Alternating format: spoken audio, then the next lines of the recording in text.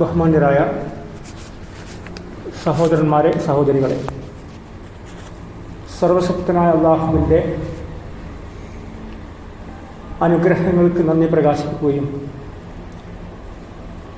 പ്രവാചകനായ മുഹമ്മദ് നബി സല്ലല്ലാഹു അലൈഹി വസല്ലമയുടെ മാതൃക പിൻപറ്റി ജീവിക്കുകയും ചെയ്യണം എന്നാദ്യമായി എല്ലാവരോടും ഉണർത്തുകയാണ്, വസിയത്ത് ചെയ്യുകയാണ്. നമ്മുടെ ലോകത്ത് ഏറ്റവും കൂടുതൽ ഓർമ്മിക്കപ്പെടുന്ന വ്യക്തിത്വമാണ് പ്രവാചക തിരുമേനി സല്ലല്ലാഹു അലൈഹി വസല്ലം. ഇതേ രൂപത്തിൽ ലോകത്ത് സ്മരിക്കപ്പെടുകയും ഓർമ്മിക്കപ്പെടുകയും ചെയ്യുന്ന മറ്റൊരു വ്യക്തിത്വത്തെ നമുക്ക് കാണാൻ സാധ്യമല്ല. ഇപ്പോൾ വിശ്വാസികളാണെങ്കിൽ ദിവസത്തിൽ 5 നേരം ബാങ്ക് വിളിക്കുന്നുണ്ട്. ആ ബാങ്ക് വിളിയിലെല്ലാം അഷ്ഹദു അല്ലാ ഇലാഹ ഇല്ലല്ലാഹ് വ അഷ്ഹദു അന്ന മുഹമ്മദർ റസൂലുള്ളാഹ് എന്നുള്ള സന്ദേശം നമുക്ക് ലോകത്ത് മുഴുവനും നിരന്തരമായി കേട്ടുകൊണ്ടിരിക്കുന്നതായി നമുക്ക് കാണാൻ സാധിക്കും. അല്ലാഹു അല്ലാതെ ആരാധനക്കർഹനായി മറ്റാരുമില്ലെന്നും ഞാൻ സാക്ഷ്യം വഹിക്കുന്നു. അതോടൊപ്പം പ്രവാചക തിരുമേനി മുഹമ്മദ് നബി സല്ലല്ലാഹു അലൈഹി വസല്ലം അള്ളാഹുവിൻ്റെ ദൂതനാണെന്നും ഞാൻ സാക്ഷ്യം വഹിക്കുന്നു. ഇതിങ്ങനെ നിരന്തരമായി ലോകത്തിൻ്റെ എല്ലാ ഭാഗത്തും ഇങ്ങനെ ആളുകൾ ബാങ്ക് വിളിയിലൂടെ കേൾക്കുകയും അത് നിരന്തരമായി അനുസ്മരിപ്പിക്കപ്പെടുകയും ചെയ്യുന്നു, ഓർമ്മിക്കപ്പെടുകയും ചെയ്യുന്നു. അതേ രൂപത്തിൽ നമസ്കാരത്തിൻ്റെ വേളയിൽ നമ്മൾ അത്തഹിയ്യാത്ത് കഴിഞ്ഞാൽ പിന്നെ സ്വലാത്ത് ചൊല്ലാറുണ്ട്. അവിടെയും പ്രവാചകനായ നബി തിരുമേനിയുടെ അല്ലാഹുമ്മ സല്ലി അലാ മുഹമ്മദ് വ അലാ ആലി മുഹമ്മദ് കമാ സല്ലൈത അലാ ഇബ്രാഹീമ വ അലാ ആലി ഇബ്രാഹീമ ഇന്നക ഹമീദും മജീദ്. ഇബ്രാഹിം നബി അലൈഹി സ്വലാത്തു വസ്സലാമിന് അള്ളാഹു നൽകിയ അനുഗ്രഹങ്ങൾ പോലെ തന്നെ മഹാനായ പ്രവാചക തിരുമേനിക്കും അള്ളാഹുവെ നീ അനുഗ്രഹങ്ങൾ നൽകണമേ എന്ന് ഓരോ വിശ്വാസിയും, കോടിക്കണക്കിന് വിശ്വാസികൾ നിരന്തരമായി പ്രാർത്ഥിച്ചുകൊണ്ടിരിക്കുന്നുണ്ട്.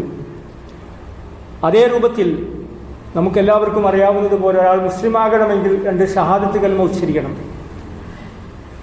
ഒന്ന് അള്ളാഹുവിനെ പറ്റിയുള്ള സാക്ഷ്യപ്പെടുത്തലാണ്, 2 പ്രവാചക തിരുമേനിയെ പറ്റിയുള്ള സാക്ഷ്യപ്പെടുത്തലാണ്.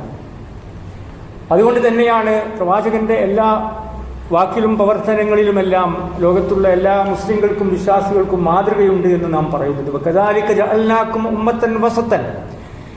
ഇപ്രകാരം മുസ്ലിം സമുദായത്തെ നാം ഒരു മധ്യമ സമുദായമാക്കിയിരിക്കുന്നു. ലിതകൂനു ശുഹദാ അലന്നാസ്. ആ പ്രവാചകൻ ജനങ്ങൾക്ക് സാക്ഷികളായി നിലകൊള്ളുന്നു. അതിനുവേണ്ടിയാണ് ലിതകൂനു ശുഹദാ അലന്നാസ് വയകൂനർ റസൂലു അലൈക്കും ഷഹീദ. ജനങ്ങളെല്ലാം അള്ളാഹുവിന് സാക്ഷികളായി നിലകൊള്ളണം. കാരണം പ്രവാചക തിരുമേനി സല്ലല്ലാഹു അലൈഹി വസല്ലമ ലോകത്തുള്ള എല്ലാ മനുഷ്യർക്കും മാതൃകയായി നിലകൊണ്ടിരുന്നു. അതേ രൂപത്തിൽ നിങ്ങളും നിലകൊള്ളണമെന്നതാണ്. എന്നിട്ട് അള്ളാഹു ഖിബ്ല മാറ്റത്തെ സംബന്ധിച്ച് പറയുന്നുണ്ട്. ഖിബ്ല മാറിയ സമയത്ത് ആദ്യം ബൈത്തുൽ മുഖദ്ദസിലേക്കായിരുന്നു, പിന്നെ മക്കയിലെ മസ്ജിദുൽ ഹറാമിലേക്ക് തിരിഞ്ഞു നിന്ന് നമസ്കാരം ആരംഭിച്ചപ്പോൾ ചില ആളുകളൊക്കെ പ്രവാചകനെ സംബന്ധിച്ച് ചില തെറ്റായിട്ടുള്ള കാര്യങ്ങൾ പറയാൻ തുടങ്ങി. അപ്പോൾ അള്ളാഹു പറഞ്ഞു, വമാ ജഅൽനൽ ഖിബ്ലത്തല്ലത്തി കുൻത അലൈഹി ഇല്ലാ ലിനഅലമ മൻ യത്തബിഉർ റസൂൽ. അള്ളാഹുവിൻ്റെ പ്രവാചകനും അള്ളാഹു ഒരു കാര്യം പറയുന്നു, അത് ഖിബ്ല മാറ്റത്തെ സംബന്ധിച്ച് പറയുന്നു. അപ്പോൾ ആ ഖിബ്ല മാറുക എന്നതല്ല, ലൈസൽ ബിർറ അൻ തുവല്ലു വുജൂഹക്കും ഖിബലൽ മശ്രിഖ് വൽ മഗ്രിബ്. നിങ്ങൾ കിഴക്കോട്ടോ പടിഞ്ഞാറോട്ടോ തിരിഞ്ഞു നിൽക്കുന്നതിലല്ല പുണ്യം. വലാകിന്നൽ ബിർറ മൻ ആമന ബില്ലാഹി വൽ യൗമിൽ. പക്ഷേ അള്ളാഹുവിലുള്ള വിശ്വാസമാണ്, അന്ത്യദിനത്തിലുള്ള വിശ്വാസമാണ്, പ്രവാചകന്മാരിലുള്ള വിശ്വാസമാണ്. ആ പ്രവാചകന്റെ കൽപ്പനകൾ എന്താണ്? ഇല്ലാ ലിനഅലമ മൻ യത്തബിഉർ റസൂൽ. ആരാണ് പ്രവാചകനെ പിൻപറ്റുന്നത്? നേരത്തെ പറഞ്ഞപ്പോൾ അങ്ങോട്ട്, ഇപ്പോൾ ഇങ്ങോട്ട്. ആ പ്രവാചകനെ പിൻപറ്റുന്നത് ആരാണെന്ന് അള്ളാഹുവിനെ ബോധ്യപ്പെടാൻ വേണ്ടിയാണ് ഇങ്ങനെയുള്ള കാര്യങ്ങൾ അള്ളാഹു സുബ്ഹാനഹു വ തആല നമ്മളെ പഠിപ്പിക്കുന്നത്. ഭയഭക്തിയില്ലാത്ത ആളുകൾക്ക്, കപടവിശ്വാസികളായിട്ടുള്ള ആളുകൾക്ക് ഇങ്ങനെയുള്ള കാര്യങ്ങളെല്ലാം ഒരു ഭാരമായി ഖുർആൻ പറയുന്നുണ്ട്. അപ്പോൾ അതുകൊണ്ട് തന്നെ പ്രവാചക തിരുമേനിയാണ് ലോകത്തുള്ള മുസ്ലിങ്ങളുടെ വിശ്വാസികളുടെ മാതൃക എന്ന് പറയുന്നത്. വമാ അർസൽനാക ഇല്ലാ റഹ്മത്തൽ ലിൽ ആലമീൻ. നിന്നെ നാം നിയോഗിച്ചിട്ടില്ല, അയച്ചിട്ടില്ല. ഇല്ലാ റഹ്മത്തൽ ലിൽ ആലമീൻ. ലോകത്തുള്ള എല്ലാ മനുഷ്യർക്കും അനുഗ്രഹമാണ് പ്രവാചകൻ. ഒന്നാമത്തെ അനുഗ്രഹം ഇസ്ലാമിനെ പറ്റി ലോകത്തുള്ള എല്ലാ മനുഷ്യർക്കും പറഞ്ഞുകൊടുത്തു എന്നതാണ്. സന്മാർഗത്തെപ്പറ്റി ആളുകളെ പഠിപ്പിച്ചു എന്നതാണ്. ജാഹിലിയത്തുകളിൽ നിന്ന് അവരെ യഥാർത്ഥ വഴിയിലേക്ക് അവരെ നയിച്ചു എന്നതാണ് പ്രവാചക തിരുമേനിയുടെ ഏറ്റവും വലിയ അനുഗ്രഹമായി നമുക്ക് മനസ്സിലാക്കാൻ സാധിക്കുന്നത്. അതോടൊപ്പം മനുഷ്യരെ നേർമാർഗത്തിലേക്ക് നയിക്കാൻ വിശുദ്ധ ഖുർആൻ ആ പ്രവാചകനിലൂടെയാണ് നമുക്ക് ലഭ്യമായിട്ടുള്ളത്. അതാണ് ഏറ്റവും വലിയ അനുഗ്രഹം എന്ന് പറയുന്നത്. അതുകൊണ്ട് വമാ ആതാകുമുർ റസൂലു ഫഖുദൂഹു, പ്രവാചക തിരുമേനി എന്താണോ നിങ്ങളെ പഠിപ്പിച്ചത്, നിങ്ങൾക്ക് കൊണ്ടുവന്ന് നിങ്ങളെ ബോധ്യപ്പെടുത്തിയത്, ആ കാര്യങ്ങളൊക്കെ നിങ്ങൾ സ്വീകരിക്കണം. വമാ നഹാകും അൻഹു ഫൻതഹു, എന്തൊക്കെ വിരോധിച്ചിട്ടുണ്ടോ ആ കാര്യങ്ങളൊക്കെ നിങ്ങൾ ഒഴിവാക്കുകയും ചെയ്യണം. അങ്ങനെയാണ് നിങ്ങൾ ഹിദായത്തിലേക്ക് എത്തിച്ചേരുന്നത്. അങ്ങനെയാണ് നിങ്ങളുടെ ഇസ്ലാം പൂർണ്ണമാകുന്നത്. അപ്പൊ പ്രവാചകന്റെ കൽപ്പനകൾ ശിരസാവഹിക്കുകയും പ്രവാചകനും അള്ളാഹുവും ഇഷ്ടപ്പെടാത്ത ഹറാമാക്കിയിട്ടുള്ള നിഷിദ്ധമായിട്ടുള്ള എല്ലാ കാര്യങ്ങളും ഒഴിവാക്കുകയും ചെയ്യുന്ന ജീവിത രീതി ലോകത്തുള്ള എല്ലാ മനുഷ്യരും മുറുകെ പിടിക്കണമെന്നാണ്. പ്രത്യേകിച്ച് മുസ്ലിങ്ങളായിട്ടുള്ള ആളുകൾ അതിലൊരു അപാകതയും ഒരു വൈഷമ്യവും ഒരു തകരാറും കാണാൻ പാടില്ല എന്നതാണ്. ആ രൂപത്തിൽ പ്രവാചകനെ പറ്റിയുള്ള ബോധ്യം ഓരോ വിശ്വാസികൾക്കും ഉണ്ടാകണം. മനുഷ്യരെല്ലാം ഏതെങ്കിലും ചില മനുഷ്യരെയൊക്കെ ദിവ്യത്വം കൽപ്പിച്ച് അങ്ങനെയുള്ള ചില കാര്യങ്ങൾ ആ പ്രവാചകനുണ്ട് എന്ന് വിശ്വസിക്കുന്ന രീതിയല്ല ഇസ്ലാം പഠിപ്പിക്കുന്നത്. അങ്ങനെ ആർക്കും അള്ളാഹു ദിവ്യത്വം കൽപ്പിച്ചിട്ടില്ല. അള്ളാഹുവിന്റെ കഴിവും ശക്തിയും അള്ളാഹുവിന് മാത്രമുള്ളതാണ്. അത് മറ്റൊരാൾക്കും അള്ളാഹു നൽകിയിട്ടില്ല എന്നതാണ്. ചില ആളുകളൊക്കെ പ്രവാചകനോട് ചില കാര്യങ്ങളൊക്കെ ആവശ്യപ്പെട്ടു. നിനക്ക് പല കാര്യങ്ങളും ആകാശത്തിലേക്ക് കയറിപ്പോകണം, ഒരു പുസ്തകം, ഒരു ഗ്രന്ഥം കൊണ്ടുവരണം, നിനക്ക് സ്വർണം കൊണ്ടുള്ള വീട്, അങ്ങനെയുള്ള പല പ്രവാചകന് കഴിയാത്ത പല കാര്യങ്ങളും പ്രവാചകനോട് ശത്രുക്കൾ ആവശ്യപ്പെട്ടു. അപ്പൊ അല്ലാഹു പറയുന്നുണ്ട്, ഖുൽ സുബ്ഹാന റബ്ബി ഹൽ കുന്തു ഇല്ലാ ബശറ റസൂല, നിങ്ങളുടെ കാര്യം അത്ഭുതകരമാണ്. ഹൽ കുന്തു ഇല്ലാ ബശറ റസൂല, ഒരു പ്രവാചകനായ മനുഷ്യൻ മാത്രമാണ് ഞാൻ, നിങ്ങളെപ്പോലെയുള്ള മനുഷ്യനാണെന്നല്ല. എന്നിട്ട് ആ മനുഷ്യന്റെ വ്യതിരിക്തത ഖുർആൻ വ്യക്തമാക്കുന്നു. ഖുൽ ഇന്നമാ അന ബശറും മിസ്ലുക്കും, ഞാൻ നിങ്ങളെപ്പോലെയുള്ള മനുഷ്യരാണ്, ഒരു മനുഷ്യനാണ്. പക്ഷെ യൂഹാ ഇലയ്യ, എനിക്ക് വഹ്യ് നൽകപ്പെടുന്നു എന്നുള്ള പ്രത്യേകത, അതാണ് ഏറ്റവും വലിയ പ്രത്യേകത. അത് മറ്റൊരു മനുഷ്യനും അള്ളാഹു വഹ്യ് നൽകുന്നില്ല, പ്രവാചകന്മാർക്ക് മാത്രമാണ് വഹ്യ് നൽകുന്നത്. ആ ഒരു സവിശേഷത, ആ ഒരു പ്രത്യേകതയാണ് പ്രവാചകനുള്ളത്. എന്താണ് വഹ്യ്? അന്നമാ ഇലാഹുക്കും ഇലാഹും വാഹിദ്, ഞാനൊരു ഏകനായ ആരാധ്യൻ അള്ളാഹു മാത്രമാണ്. അതിനാൽ ഫമൻ കാന യർജു ലിഖാ റബ്ബിഹി ഫൽയഅമൽ അമലൻ സ്വാലിഹൻ, അതുകൊണ്ട് അള്ളാഹുവിനെ കണ്ടുമുട്ടണമെന്ന് താല്പര്യമുള്ളവർ ഫൽയഅമൽ അമലൻ സ്വാലിഹൻ, സൽക്കർമ്മങ്ങളൊക്കെ ചെയ്യണം. ഒരുപാട് സൽക്കർമ്മങ്ങളുണ്ട്. നമ്മുടെ ജീവിതം രാവിലെ മുതൽ പ്രഭാതം മുതൽ രാത്രി വരെ നീണ്ടു നിൽക്കുന്ന ജീവിത വ്യവഹാരങ്ങൾക്കിടയിൽ, ജീവിതയാത്രയിൽ നാം അനുഗമിക്കേണ്ട, നാം പിൻപറ്റേണ്ട ഒരുപാട് മര്യാദകളും സംസ്കാരങ്ങളും ജീവിത രീതിയുമാണ് ഇസ്ലാം. അതുകൊണ്ട് ആ കാര്യങ്ങളൊക്കെ നിങ്ങൾ ചെയ്യണം. വലാ യുശ്രിക് ബിഇബാദത്തി റബ്ബിഹി അഹദ, ഒരിക്കലും പ്രപഞ്ച സൃഷ്ടാവായ അല്ലാഹുവിൽ നിങ്ങൾ പങ്കുചേർക്കാൻ പാടില്ല എന്ന് ഖുർആൻ 18-ാം അധ്യായം 110-ാമത്തെ വചനത്തിൽ അല്ലാഹു പഠിപ്പിക്കുന്നുണ്ട്. ആളുകളൊക്കെ വിചാരിക്കുന്നത് ചില മായാജാലങ്ങളും ചെപ്പടി വിദ്യകളും കാണിച്ചുകൊണ്ട് ചില കുറുക്കു വഴികളിലൂടെ സ്വർഗത്തിൽ എത്തിച്ചേരാം, അങ്ങനെയൊക്കെയാണ് മതങ്ങൾ പഠിപ്പിക്കുന്നത്. ചില ആഘോഷവേളകളിലൊക്കെ അങ്ങനെയുള്ള നിരവധി കാര്യങ്ങളും സംഭവങ്ങളും നാം നിത്യേന കാണുകയും കേൾക്കുകയും ഒക്കെ ചെയ്യുന്നു. പ്രവാചകനെ പറ്റിയുള്ള ഇല്ലാത്ത പോലിഷുകൾ പറഞ്ഞ്, പ്രവാചകൻ അങ്ങനെയാണെന്നും ഇങ്ങനെയാണെന്നും ഒക്കെ പറഞ്ഞ് സമൂഹത്തിൽ മതത്തെ ചൂഷണത്തിന്റെ ഉപാധിയാക്കി മാറ്റുന്ന ആളുകൾ വർദ്ധിച്ചു വരികയാണ്. ഇങ്ങനെയുള്ള ഒരു കാലഘട്ടത്തിൽ എന്താണ് പ്രവാചകൻ? പ്രവാചകൻ മനുഷ്യനാണ്, പ്രവാചകൻ മാലാഖയല്ല എന്ന് സമൂഹത്തെ പഠിപ്പിക്കേണ്ട ഒരു സാഹചര്യത്തിലൂടെയാണ് നാം കടന്നു പോകുന്നത്. അല്ലാഹു പറയുന്നു, പ്രവാചകനെ പറ്റി പറയുന്നു, ഖുൽ ലാ അഖൂലു ലക്കും ഇൻദി ഖസായിനുള്ള, പ്രവാചകൻ തന്നെ പറയുകയാണ്. പ്രവാചകനോട് പറയാൻ അല്ലാഹു ആവശ്യപ്പെടുന്നു, ലാ അഖൂലു ലക്കും ഇൻദി ഖസായിനുള്ള, അള്ളാഹുവിന്റെ ഖജനാവുകളൊക്കെ എന്റെ പക്കലുണ്ട് എന്ന് ഞാൻ ഒരിക്കലും പറയുന്നില്ല എന്ന് പ്രവാചകൻ ആ ജനങ്ങളോട് പറയുകയാണ്. അങ്ങനെയുള്ള ചെപ്പടി വിദ്യകളും കുറുക്കു വഴികളും കാണിച്ചുകൊണ്ട്, മായാജാലങ്ങൾ കാണിച്ച് നിങ്ങളാരും ഇസ്ലാമിലേക്ക് വരേണ്ടതില്ല, അങ്ങനെയുള്ള അത്ഭുതങ്ങൾ കാണിക്കുവാൻ എനിക്ക് സാധിക്കുകയില്ല, വലാ അഅലമുൽ ഗൈബ, എനിക്ക് അദൃശ്യകാര്യങ്ങൾ അറിയുകയില്ല. ഇത് അള്ളാഹുവിന്റെ പ്രവാചകനാണ് പറയുന്നത്. അദൃശ്യമായിട്ടുള്ള കാര്യങ്ങൾ എനിക്ക് അറിയുക സാധ്യമല്ല, അള്ളാഹു അറിയിച്ചു തന്ന കാര്യങ്ങൾ മാത്രമേ അറിയുകയുള്ളൂ.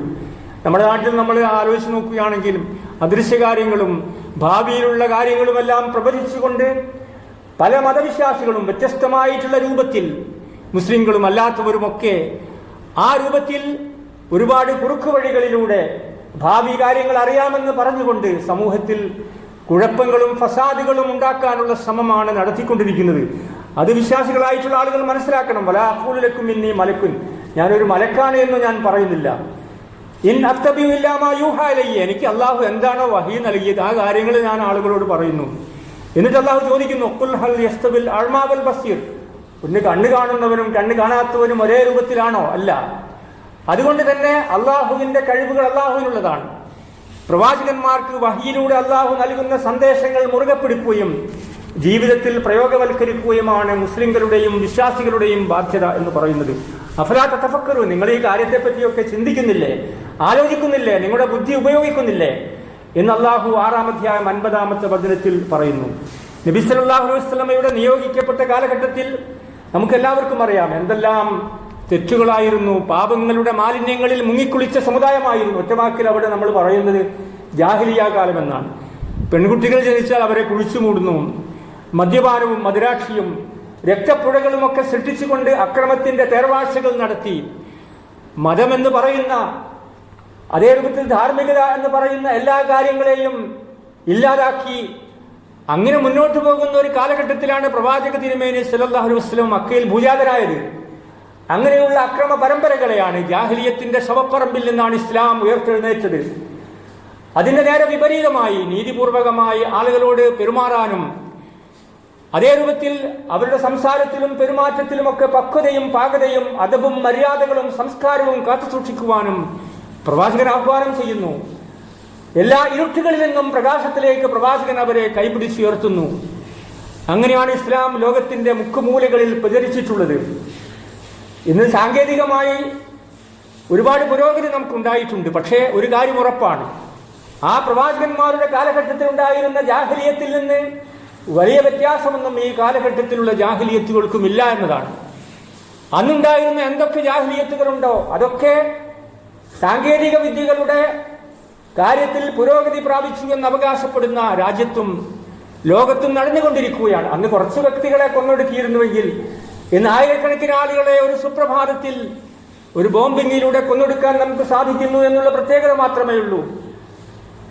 മദ്യപാനവും ആ രൂപത്തിലുള്ള മനുഷ്യരെ ഏറ്റവും ദുരിതത്തിന്റെ കഴങ്ങളിലേക്ക് തള്ളിവിടുന്ന ഒരുപാട് സങ്കീർണമായിട്ടുള്ള പ്രശ്നങ്ങളാണ് ലോകത്തിന്റെ എല്ലാ ഭാഗത്തും വ്യാപകമായി നടന്നുകൊണ്ടിരിക്കുന്നത്.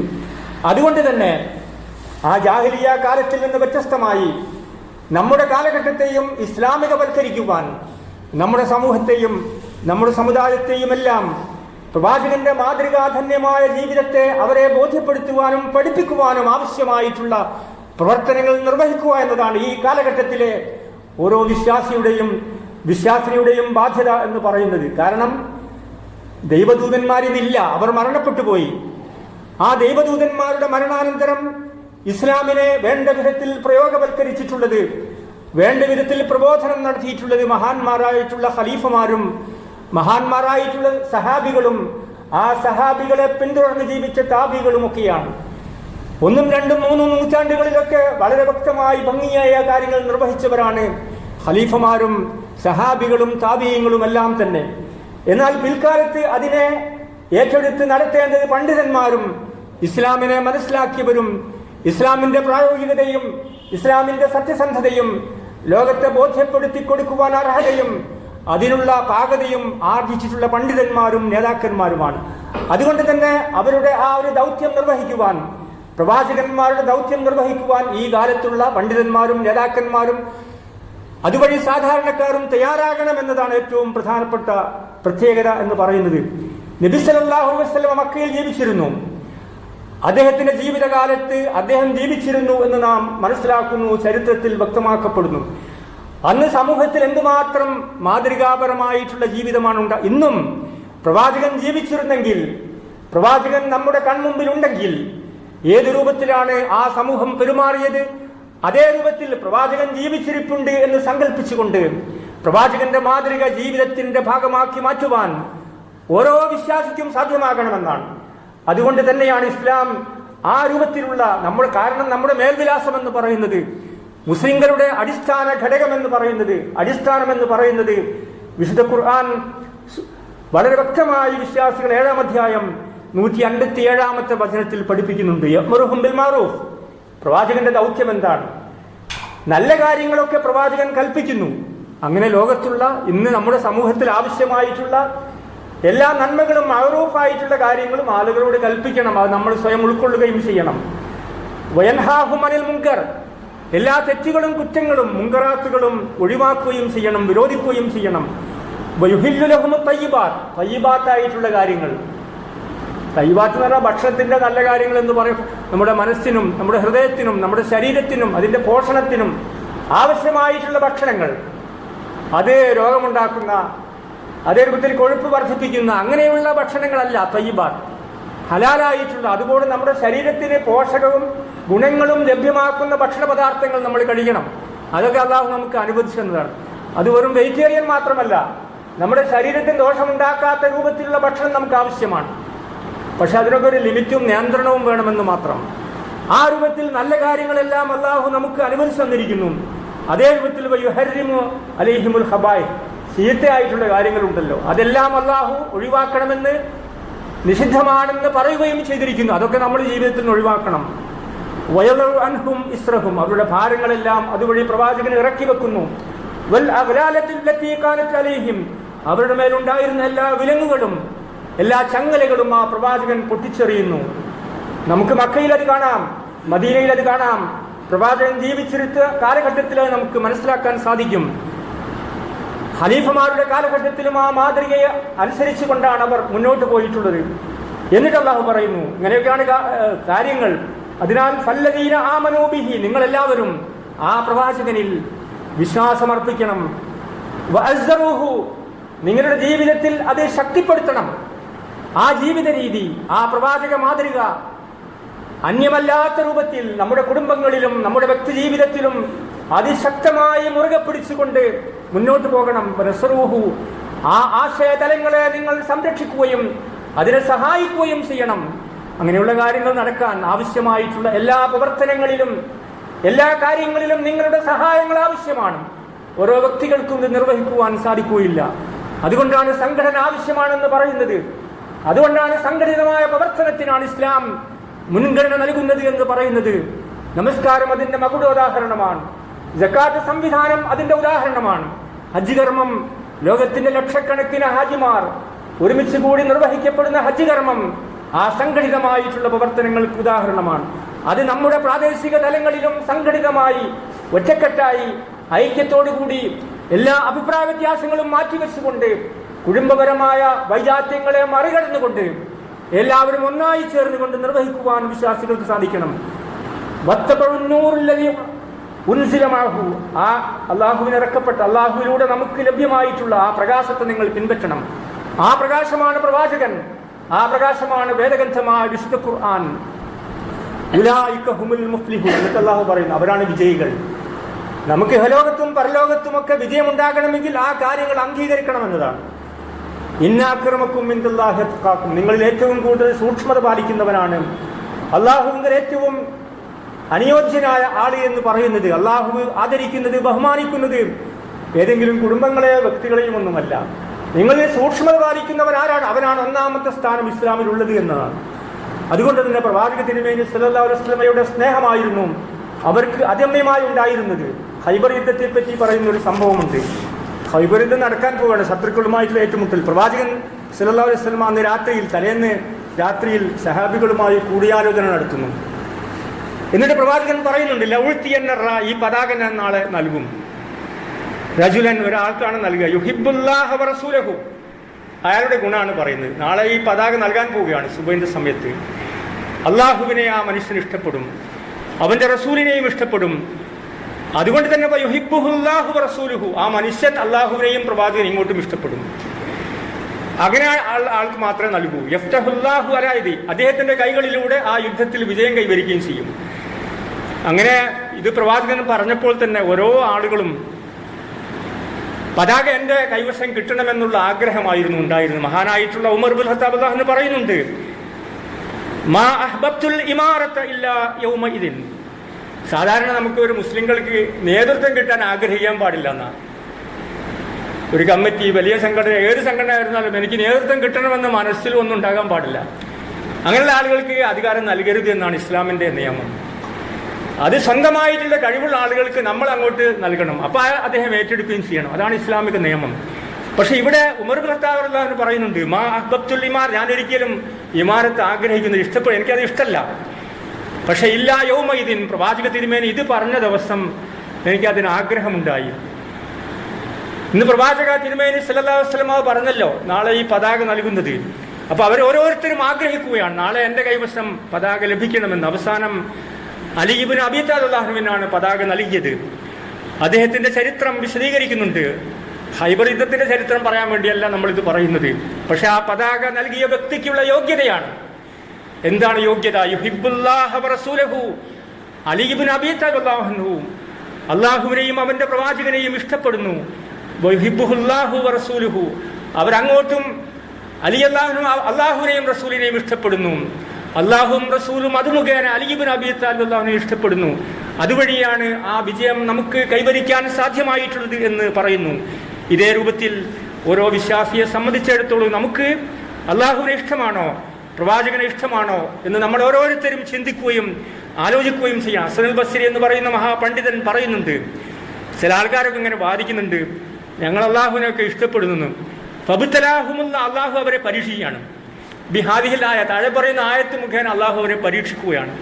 ഫഖാല തആല ഖുൽ ഇൻ കുൻതും തുഹിബ്ബൂന അല്ലാഹ്, നിങ്ങൾ അള്ളാഹുവിനെ ഇഷ്ടപ്പെടുന്നുവെങ്കിൽ ഫത്തബിഊനി, നിങ്ങൾ എന്നെ പിൻപറ്റണം. അതാണ് പരീക്ഷണം. എങ്കിൽ യുഹ്ബിബുക്കുമുള്ള, അള്ളാഹു നിങ്ങളെ ഇഷ്ടപ്പെടും. വയഗ്ഫിർ ലക്കും ദുനൂബക്കും, നിങ്ങളുടെ പാപങ്ങൾ അള്ളാഹു പൊറുത്തു തരും. വല്ലാഹു ഗഫൂർ റഹീം, അള്ളാഹു അങ്ങേറ്റം പൊറുക്കുന്നവനും കരുണ കാണിക്കുന്നവനും. അങ്ങനെയുള്ള വിശ്വാസികളിൽ അള്ളാഹു നമ്മളെല്ലാവരെയും ഉൾപ്പെടുത്തി അനുഗ്രഹിക്കുമാറാണ്.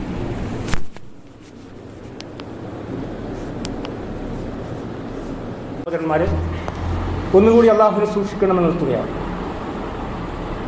അഷ്റഫുൽ ഖൽഖ് എന്നാണ് പ്രവാചകനെ പറ്റി പറയാറുള്ളത്. സൃഷ്ടികളിൽ ഏറ്റവും ശ്രേഷ്ഠനായിട്ടുള്ള വ്യക്തിയാണ് അദ്ദേഹം. കാരണം അള്ളാഹുവിനെ അങ്ങേയറ്റം സ്നേഹിക്കുവാനും ഇഷ്ടപ്പെടാനും അദ്ദേഹത്തിന് സാധിച്ചു. അദ്ദേഹത്തിന് രാത്രിയിലൊക്കെ നമസ്കാരം നിർവഹിക്കുന്ന സമയത്ത് കാലിൽ വേദന വരുന്ന സമയമത്രയും അദ്ദേഹം നമസ്കരിച്ചിരുന്നു, അതിന് മാത്രം. അപ്പോൾ ഭാര്യ ആയിഷ ബീവി ചോദിക്കുന്നുണ്ട്, താങ്കൾ എന്തിനാണ് പ്രവാചകരെ ഇങ്ങനെയൊക്കെ ബുദ്ധിമുട്ടുന്നത്? അപ്പോൾ പ്രവാചകന്റെ മറുപടിയുണ്ട്, അഫല അകൂനു അബ്ദൻ ഷക്കൂറ, ഞാൻ അള്ളാഹുവിനെ നന്ദി ചെയ്യുന്ന ഒരു അടിമയെങ്കിലും ആകണ്ടേ? കാരണം അതിന് മാത്രം അനുഗ്രഹമാണ് അള്ളാഹു നമുക്ക് എല്ലാവർക്കും നൽകിയിട്ടുള്ളത്. ആ അനുഗ്രഹങ്ങൾക്ക് നന്ദി പ്രകാശിപ്പിക്കുവാൻ നമുക്ക് സാധ്യമാവണമെന്നതാണ് പ്രവാചകന്റെ ഭാര്യ ആയിഷ റളിയല്ലാഹു നമ്മളെ പഠിപ്പിക്കുന്നത്. പ്രവാചകൻ സല്ലല്ലാഹു അലൈഹി വസല്ലമ ആദ്യം രാവിലെ കുടുംബത്തിൽ ആദ്യം എഴുന്നേൽക്കുന്നത് പ്രവാചകനാണ്. പ്രവാചകൻ പറയുന്നുണ്ട്, ഞാൻ തനാമു ഐനി, എൻ്റെ കണ്ണുകളൊക്കെ ഉറങ്ങിയിട്ടുണ്ടാവും, പക്ഷേ വലാ യനാമു ഖൽബി, എൻ്റെ ഹൃദയം ഉറങ്ങുന്നില്ല. അങ്ങനെയാണ് പ്രവാചകൻ. എപ്പോഴും ഒരു മൂന്നാം കണ്ണ് പ്രവാചകൻ ഉണ്ടായിരുന്നു എന്നതാണ്. ഇങ്ങനെ ഭൗതികമായിട്ടുള്ള ശരീരം ഉറങ്ങുമെങ്കിലും അദ്ദേഹത്തിൻ്റെ മനസ്സിൽ, ഹൃദയത്തിൽ ആ ഒരു ഗൗരവം ഉണ്ടാകുമായിരുന്നു എന്നതാണ്. അങ്ങനെ പ്രാർത്ഥനയോട് കൂടിയാണ് പ്രവാചകൻ എഴുന്നേൽക്കാറുള്ളത്. അൽഹംദുലില്ലാഹില്ലദീ അഹ്യാനാ ബഅദമാ അമാതനാ വഇലൈഹി നുശൂർ. പ്രവാചകൻ രാത്രിയിൽ ഖിയാമുൽ ലൈൽ നമസ്കരിക്കുമായിരുന്നു. സുബ്ഹിന് പ്രവാചകൻ പള്ളികളിലേക്ക് പുറപ്പെടും. പോകുമ്പോൾ പ്രവാചകൻ പ്രാർത്ഥിക്കാറുണ്ടായിരുന്നു. പിന്നീട് വന്ന് വീട്ടുകാരുമൊത്ത് ഭക്ഷണം കഴിക്കാറുണ്ടായിരുന്നു. ഒന്നായി കൂടിയിരുന്ന് ഭക്ഷണം കഴിക്കാറുണ്ടായിരുന്നു. ഇനി ഭക്ഷണം ഇല്ലെങ്കിൽ പ്രവാചകൻ നോമ്പ് നോൽക്കും, സുന്നത്ത് നോമ്പ്. ഭക്ഷണത്തിലൊരു കുറ്റവും പ്രവാചകൻ പറയുമായിരുന്നില്ല. നമ്മളൊക്കെ ജീവിതത്തിൽ ഉണ്ടാകുന്ന അനുഭവങ്ങളെ സംബന്ധിച്ച് നമ്മൾ ശ്രദ്ധിക്കണം. വീട്ടിൽ ഭാര്യമാരൊക്കെ കുറേ ബുദ്ധിമുട്ട് സഹിച്ച് ഉണ്ടാക്കുന്ന ഭക്ഷണം അത് മോശമാണെന്ന് പറയുന്ന രീതിയാണ് പുതിയ കുട്ടികളിൽ വളർന്നു വരുന്നത്. ഫാസ്റ്റ് ഫുഡ് ഭക്ഷണത്തിൻ്റെ അടിമകളായി കുട്ടികൾ മാറിപ്പോകുന്നു. വീട്ടിലെ ഭക്ഷണം അവർക്ക് ആവശ്യമില്ല. എന്തുമാത്രം ബുദ്ധിമുട്ടാണ് മാതാക്കളും സ്ത്രീകളുമൊക്കെ അനുഭവിക്കുന്നത്. പക്ഷേ പ്രവാചക തിരുമേനി, നമ്മുടെ മാതൃകാ പുരുഷൻ എന്ന് പറയുന്ന വ്യക്തി, ഒരിക്കലും ഭക്ഷണത്തിന് കുറ്റം പറയുമായിരുന്നില്ല എന്നതാണ്. അതേ രൂപത്തിൽ ഉറങ്ങുമ്പോൾ പ്രവാചകൻ സല്ലല്ലാഹു അലൈഹി വസല്ലമ അതേ രൂപത്തിൽ എഴുന്നേൽക്കുമ്പോഴൊക്കെ പല്ല് തേക്കും, നല്ല വൃത്തിയായി ക്ലീനായിട്ട് കാര്യങ്ങളൊക്കെ നിർവഹിക്കുമായിരുന്നു. ഉറങ്ങുന്നതിന് മുമ്പ് പ്രവാചക തിരുമേനി വുളു എടുക്കുമായിരുന്നു. വലതുവശം ചെരിഞ്ഞുകൊണ്ടാണ് പ്രവാചകൻ കിടക്കാറുണ്ടായിരുന്നത്. ദിക്റുകളും പ്രാർത്ഥനകളും ഒരിക്കലും പ്രവാചകൻ മറന്നു പോകുമായിരുന്നില്ല. സലാസുൻ മൻ കുന്ന ഫീഹി വജദ ഹലാബത്തൽ ഈമാൻ, 3 വിഭാഗം ആളുകൾക്ക് ഈമാനിന്റെ മാധുര്യം ഉണ്ടാകുമെന്ന് പ്രവാചകൻ നമ്മെ ഉണർത്തിയിട്ടുണ്ട്. അയ്യകൂനല്ലാഹു വറസൂലുഹു അഹബ്ബ ഇലൈഹി മിമ്മാ സിവാഹുമാ, മറ്റ് ആളുകളോടുള്ളതിനേക്കാൾ ഇഷ്ടവും സ്നേഹവും ബഹുമാനവും ആദരവും മാതൃകയും അള്ളാഹുവിലും അവൻ്റെ പ്രവാചകനിലുമാണുള്ളത് എന്ന് ബോധ്യമുള്ള ആളുകൾക്ക് ഈമാനിൻ്റെ മാധുര്യം അനുഭവിക്കുവാൻ സാധിക്കുമെന്ന് പ്രവാചകൻ വിശദീകരിക്കുന്നുണ്ട്. അതേ രൂപത്തിൽ ഒരാളെ നമ്മൾ ഇഷ്ടപ്പെടുന്നു, സ്നേഹിക്കുന്നു, അള്ളാഹുവിന് വേണ്ടിയാണ് ഇഷ്ടപ്പെടുന്നത്, അങ്ങനെയുള്ള ആളുകൾക്ക് ഈമാനിൻ്റെ മാധുര്യം അനുഭവിക്കുവാൻ സാധിക്കുമെന്നാണ്. ഒരാൾ വിശ്വാസിയായിരുന്നു, നമസ്കാരം നിർവഹിച്ചിരുന്നു, പള്ളികളിലേക്ക് വന്നിരുന്നു, പക്ഷെ അദ്ദേഹം വീണ്ടും കുഫറിലേക്ക് പോകുന്നു. അങ്ങനെ കുഫറിലേക്ക് പോകുന്നത്, എല്ലാ കാര്യങ്ങളിൽ നിന്നും അകന്നു നിൽക്കുന്നത് എന്തുമാത്രം വെറുപ്പാണോ നമുക്കുള്ളത്, അതേ രൂപത്തിൽ ഇസ്ലാമിനെ സംബന്ധിച്ചിടത്തോളം ആ വെറുപ്പിലേക്ക് മടങ്ങുന്നതിനെ വെറുക്കുന്ന ആളുകൾക്ക് എന്ന് പറഞ്ഞാൽ ആ കാര്യത്തിൽ അടിയുറച്ചു നിൽക്കുന്ന ആളുകൾക്ക് ഈമാനിൻ്റെ മാധുര്യം അനുഭവിക്കുവാൻ സാധിക്കുമെന്ന് പ്രവാചകൻ നമ്മളെ പഠിപ്പിക്കും. ഇങ്ങനെ ഈമാനിൻ്റെ മാധുര്യം അനുഭവിച്ച് ഇസ്ലാമിക നിയമനിർദ്ദേശങ്ങൾ പാലിച്ചുകൊണ്ട് സത്യസന്ധത ഉയർത്തിപ്പിടിച്ചുകൊണ്ട് വിശ്വാസവും പ്രവാചകന്റെ മാതൃകയും ജീവിതത്തിൽ പുലർത്തി ജീവിക്കുന്ന വിശ്വാസികളിൽ അള്ളാഹു നമ്മളെല്ലാവരെയും ഉൾപ്പെടുത്തി അനുഭവിക്കുമാറാകട്ടെ. നമ്മുടെ ജീവിതത്തിൻ്റെ യാത്രകളിൽ ഒരുപാട് പ്രതിസന്ധികളും ബുദ്ധിമുട്ടുകളും എല്ലാം ഉണ്ടാകാറുണ്ട്. ആ പ്രതിസന്ധികളിലെല്ലാം പ്രവാചകന്റെ മാതൃക അവലംബിച്ചുകൊണ്ട്, ക്ഷമ അവലംബിച്ചുകൊണ്ട്, ഏത് സന്ദർഭങ്ങളിലും ശുക്ർ, അള്ളാഹുവിന് നന്ദി പ്രകാശിപ്പിച്ചുകൊണ്ട് ജീവിക്കാൻ സൗഭാഗ്യം ലഭിക്കുന്ന വിശ്വാസികളിൽ അള്ളാഹു നമ്മളെല്ലാവരെയും ഉൾപ്പെടുത്തുമാറാകട്ടെ. മാനസികമായും ശാരീരികമായും നമ്മളെല്ലാവരും ഒരുപാട് പ്രയാസങ്ങൾ, ബുദ്ധിമുട്ടുകൾ അനുഭവിക്കുന്നുണ്ട്. അങ്ങനെയുള്ള എല്ലാ പ്രയാസങ്ങളിൽ നിന്നും അള്ളാഹു നമുക്കെല്ലാവർക്കും മോചനം നൽകി ആ ഒരു ബുദ്ധിമുട്ടുകൾ അള്ളാഹു പരിഹരിച്ചു തരുമാറാകട്ടെ. നമ്മുടെ മഹലിൽ നിന്നുമല്ലാത്ത ആളുകളും ഒരുപാട് ആളുകൾ മരണപ്പെട്ടു, നമ്മുടെ കുടുംബത്തിൽപ്പെട്ട ആളുകൾ അവരൊക്കെ പെട്ടെന്നാണ് മരണപ്പെട്ടു പോകുന്നത്. അങ്ങനെയുള്ള മരണപ്പെട്ടു പോയിട്ടുള്ള എല്ലാ ആളുകൾക്കും നമ്മുടെ കുടുംബത്തിൽ, നമ്മുടെ സുഹൃത്തുക്കൾ, നമ്മുടെ ഭാര്യമാർ, നമ്മുടെ ഇണകൾ, അങ്ങനെയുള്ള എല്ലാ ആളുകൾക്കും അള്ളാഹു മഗ്ഫിറത്തും മർഹമത്തും നൽകി അനുഗ്രഹിക്കുമാറാകട്ടെ. അവരുടെ കുടുംബങ്ങൾക്കുണ്ടാകുന്ന പ്രയാസങ്ങളും ബുദ്ധിമുട്ടുകളുമെല്ലാം അള്ളാഹു പരിഹരിച്ചു കൊടുക്കുമാറാകട്ടെ. അതേപോലെ ഇന്നും ഇപ്പോൾ രോഗികളായിട്ടുള്ള ആളുകൾക്ക് വേണ്ടി പ്രാർത്ഥിക്കുവാൻ നമ്മളോട് ആവശ്യപ്പെട്ടു. ഇപ്പോൾ KP മുഹമ്മദ് പുത്തൂരിലുള്ള അദ്ദേഹം ക്യാൻസറിൻ്റെ അടിമയായി പ്രയാസകരമായി ജീവിക്കുക. അങ്ങനെയുള്ള ആളുകൾക്കെല്ലാം വേദന കടിച്ചമർത്തി ജീവിക്കുന്ന അതേ രൂപത്തിൽ വേറെയും സുഹൃത്തുക്കളുണ്ട്. അവർക്കെല്ലാവർക്കും അള്ളാഹു ശിഫ നൽകി അനുഗ്രഹിക്കുമാറാകട്ടെ. ആരോഗ്യവും പ്രയാസങ്ങളില്ലാത്ത ജീവിതവും അവർക്ക് അള്ളാഹു പ്രദാനം ചെയ്യുമാറാകട്ടെ. മരണപ്പെട്ടു പോയിട്ടുള്ള നമ്മുടെ മാതാപിതാക്കൾക്ക് അള്ളാഹു മഗ്ഫിറത്തും മർഹമത്തും നൽകി അനുഗ്രഹിക്കുമാറാകട്ടെ. ജീവിച്ചിരിക്കുന്ന മാതാപിതാക്കൾക്കും നമുക്കെല്ലാവർക്കും അള്ളാഹു ആരോഗ്യത്തോടു കൂടിയുള്ള ദീർഘായുസ് നൽകുമാറാകട്ടെ.